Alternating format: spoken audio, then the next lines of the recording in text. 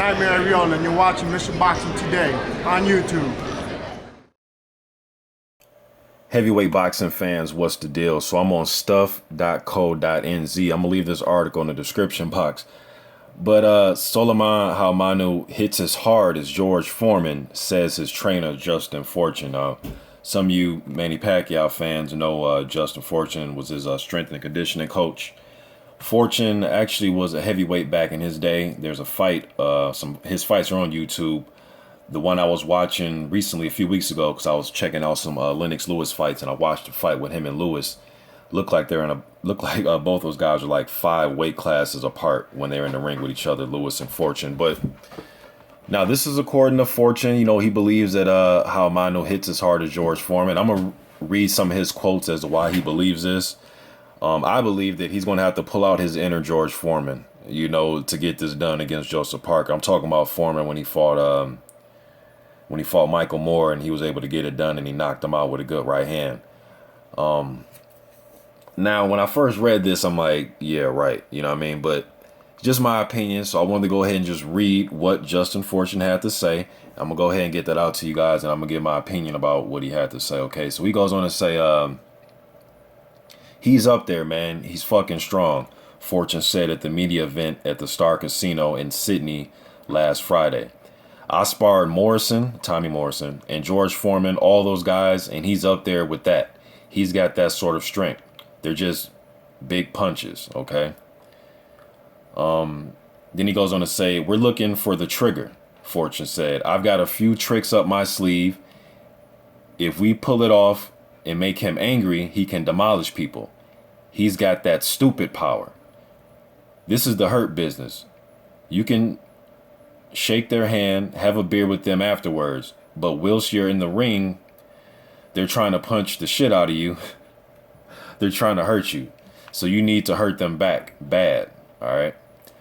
Then he goes on to say, I don't know any athlete who wouldn't take that into account, that I'm looked at as a tune-up fight or whatnot, said Haumono, a 15-1 underdog against Parker.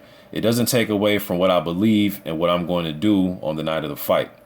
They can carry on. That's what they can control. I can control me. I don't take that a bit personal early on, but I've moved on. I'm thinking about Joshua myself, all right? And we know that Joseph Parker is the mandatory for that IBF title. He's also the mandatory for the, he's the number 1 contender for the WBO and the IBF. So, you know, and that's the first thing I was thinking about. Now, it's funny that Fortune mentioned trigger, because to me, in that Pucheta fight, Haumono's last fight, yeah, he got the, you know, he ended up getting the knockout in the 6th round, but it looks like he's having a hard time pulling the trigger when the target is moving a little bit, because Pucheta, man, he was moving, wiggling his shoulders. I mean, he's a guy that knows how to survive, man, you know, putting up the high guard, making it tough for Haumono to land anything.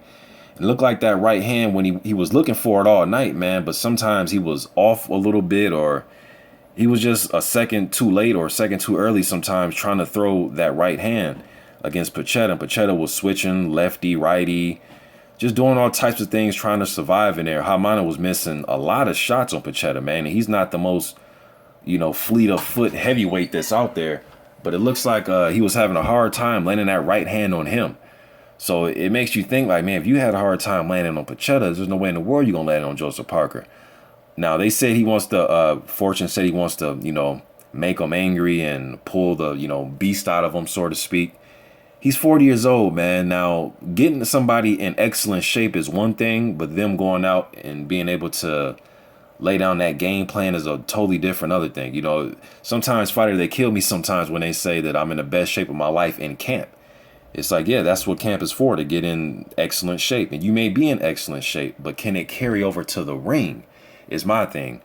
I'm not sure it's going to be able to carry over in this fight with Parker, man. I just think his feet are better. I think he has more power. He has quicker hands. So if Haumono tries to do this whole slug it out thing, when guys are slugging it out, I always go to who's the more accurate puncher and who's the faster puncher, right? Because whoever lands first is going to get the other guy out of there most of the time. So if if he tries to implement that game plan, trying to walk down Parker, you don't want to walk down a puncher, man.